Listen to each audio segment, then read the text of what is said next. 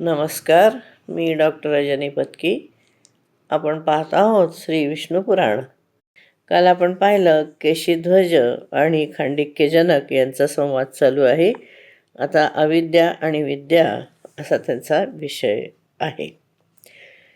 पुढे असं म्हटलेलं आहे की केशीध्वज खांडिक्यला सांगतात की संसार वृक्षाची बीजभूत अविद्या आहे, ती 2 प्रकारची आहे. अनात्मा गोष्टींमध्ये आत्मबुद्धी आणि जो आपला नाही आणि जे आपलं नाही त्याला आपलं मानणं, ही जी कुमती आहे, जी जीवाची आहे, ते मोहरूपी अंधकाराने आवृत्त होऊन या पंचमहाभूतात्मक देहाला मी आणि माझं असणं असा भाव निर्माण करतं. जेव्हा की आत्मा आकाश, वायू, अग्नी, जल, पृथ्वी या सर्वांपेक्षा पृथक आहे, वेगळा आहे, तेव्हा कोणता बुद्धिमान व्यक्ती शरीरामध्ये आत्मबुद्धी करेल? आणि आत्मा हा देहाच्या पलीकडे असल्यामुळे देहाचे जे उपभोग्य गृह, क्षेत्र वगैरे आहेत, त्यांना कोणता प्राज्ञपुरुष आपलं मानू शकेल? अशा प्रकारे या हे शरीर अनात्मा असल्यामुळे याच्यापासून उत्पन्न झालेले पुत्र, पौत्रादी वगैरे जे आहेत, त्यांना कोणता विद्वान आपलं म्हणेल? मनुष्य सगळ्या जी कर्म करतो ती या देहाच्या उपभोगासाठी करतो, पण जेव्हा हा देह आपल्यापेक्षा वेगळा आहे तेव्हा ते कर्म केवळ देहोत्पत्तीच्या कारणाने होतात किंवा बंधनकारक असे होतात. ज्या प्रकारे मातीच्या घराला जल आणि मातीने लिंपन करतात, त्याचं सारवण करतात, त्याप्रकारे हे पार्थिव शरीरसुद्धा मृण्मय आहे. अन्न आणि जलाच्या सहाय्यतेने ते स्थिर राहतं. जर हे पंचमहाभूतात्मक शरीर पंचभौतिक पदार्थांनी पुष्ट होत असेल तर त्याच्यामध्ये पुरुषाने कोणता भोग घेतला असं होईल? हा जीव अनेक सहस्र जन्मांपर्यंत सांसारिक भोगामध्ये पडून राहिल्यामुळे त्या ज्या त्याच्या वासना आहेत त्याच्या धुळीने तो आच्छादित होतो आणि केवळ मोहरूपी श्रमाला प्राप्त करतो. ज्या वेळेला ज्ञानरूपी गरम पाण्याने त्याच्यावरची धूळ धुतली जाते तेव्हा हा संसार रस्ता जो आहे त्याच्यावर चालणाऱ्या पथिकाला मोहरूपी जे श्रम होतात ते सगळे शांत होतात.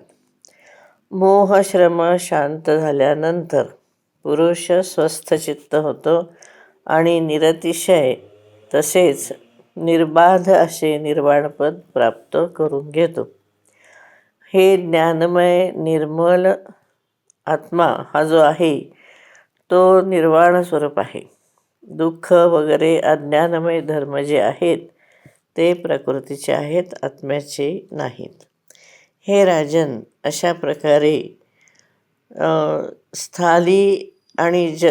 स्थालीला त्यामध्ये असणाऱ्या पाण्याला अग्नीचा संपर्क होत नाही, पण ती स्थाळी गरम झाल्यामुळे त्यामध्ये असणाऱ्या पाण्याला त्याचा परिणाम भोगावा लागतो. तसे संसर्गाने शब्द वगैरे धर्म प्रकट होतात. तसे प्रकृतीच्या बाबतीमध्ये तसंच आहे. प्रकृतीच्या संसर्गाने आत्मा अहंकारादीने दूषित होतो आणि प्राकृत धर्मांना स्वीकार करतो.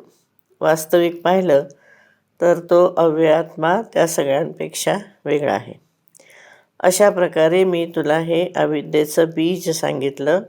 ह्या अविद्येमुळे प्राप्त जे क्लेश होतात त्याला नष्ट करणारा एक योगाच्या अतिरिक्त दुसरा कोणताही उपाय नाही. त्यावर खांडिक्य म्हणतात, हे योगवेत्यांमध्ये श्रेष्ठ महाभाग केशीध्वज, तू निमीवंशामध्ये योगशास्त्राचा मर्मज्ञ आहेस, म्हणून मला योगाचं वर्णन करून सांग. केशीध्वज म्हणाला, हे खांडिक्य, ज्यामध्ये स्थिर होऊन ब्रह्मामध्ये लीन झालेले मुनिजन पुन्हा स्वरूपापासून च्युत होत नाहीत, त्या योगाचं मी वर्णन करतो, तू ऐक. मनुष्याला बंधनाचं कारण किंवा मोक्षाचं कारण केवळ मन हे आहे. विषयाचा संग करण्यामुळे ते बंधनकारी होतं आणि विषयशून्य झाल्यानंतर मोक्षकारी होतं. म्हणून विवेक ज्ञान संपन्न मुनी आपल्या चित्ताला विषयांपासून बाजूला करून मोक्षप्राप्तीसाठी ब्रह्मस्वरूप परमात्म्याचं चिंतन करतात.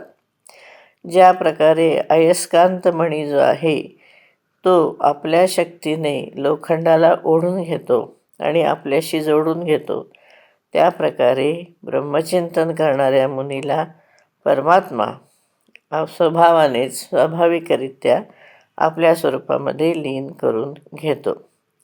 आत्मज्ञानासाठी प्रयत्नभूत होणारे यम नियम वगैरे ज्या अपेक्षा आहेत, त्यामुळे मनाची एक विशिष्ट गती आहे, त्याचा जेव्हा ब्रह्माच्या बरोबर संयोग होतो त्याला योग असं म्हणतात. ज्याचा योग अशा प्रकारे विशिष्ट धर्माने युक्त होतो त्याला मुमुक्षु योगी असं म्हटलं जातं. जेव्हा मुमुक्षु प्रथम सुरुवातीला योगाभ्यास करण्याला आरंभ करतो तेव्हा योगयुक्ता योगी असं त्याला म्हणतात. पण जेव्हा त्याला परब्रह्माची प्राप्ती होते तेव्हा तो विनिष्पन्न समाधी असं म्हटला जातो. जर काही विघ्नामुळे त्या योगयुक्त योग्याचं चित्त दूषित होत असेल तर जन्मांतरामध्ये सुद्धा त्या अभ्यासाला करत राहिल्यामुळे तो मुक्त होतो. विनिष्पन्न समाधी योगी जो असतो तो योगाग्नीने कर्मसमूहाला भस्म करतो आणि त्यामुळे त्या जन्मामध्ये थोड्याच काळात मोक्षाला प्राप्त करून घेतो. योग्याला असं पाहिजे की त्याने आपल्या चित्ताला ब्रह्मचिंतनाच्या योग्य बनवलं पाहिजे आणि ब्रह्मचर्य, अहिंसा, सत्य, अस्तेय आणि अपरिग्रह हे निष्काम भावाने त्याचं सेवन केलं पाहिजे, त्याचा अवलंब केला पाहिजे. तसेच संयत चित्ताने स्वाध्याय, शौच, संतोष आणि तप याचं आचरण केलं पाहिजे. तसेच मनाला निरंतर परब्रह्मामध्ये लावलेलं असलं पाहिजे. हे 5 यम आणि नियम सांगितले गेले आहेत. त्याचं सकाम आचरण केलं तर वेगवेगळी फळं मिळतात आणि निष्काम भावाने सेवन केलं की मोक्ष प्राप्त होतो. जो यती आहे त्याने भद्रासन वगैरे करून कुठल्या तरी एका आसनाचं एक निश्चित ते करून त्याचा अवलंब करून यम नियम वगैरे गुणांनी युक्त होऊन अभ्यास करायला पाहिजे. अभ्यासाचे द्वारा जो प्राणवायूला वश करतो त्याला प्राणायाम असं म्हटलं जातं. तो सबीज म्हणजे ध्यान किंवा मंत्रपाठ वगैरे असलेला आणि निर्बीज म्हणजे निरालंब असं 2 प्रकारचा आहे. सद्गुरूंच्या उपदेशाने जेव्हा योगी प्राण अपान वायूद्वारा एकमेकांचा निरोध करतात, रेचक, पूरक वगैरे, ते 2 प्राणायाम असतात आणि दोन्हीचा ही संयम केला की त्याला कुंभक असा 3रा प्राणायाम होतो.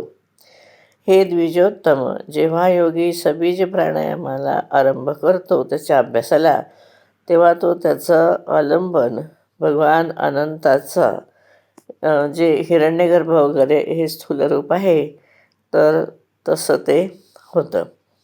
त्यानंतर तो प्रत्याहाराचा अभ्यास करत असेल तेव्हा शब्दादी विषयांनी अनुरक्त झालेली आपली जी इंद्रिय आहेत त्यांना तो रोखून धरतो आणि आपल्या चित्ताच्या पाठीमागे ते जातील असं करतो. म्हणजे इंद्रियांना आवरून घेतो आणि मनाच्या द्वारा त्यांच्यावर संयम करतो. असं केल्यानंतर अत्यंत चंचल इंद्रियसुद्धा वशीभूत होतात.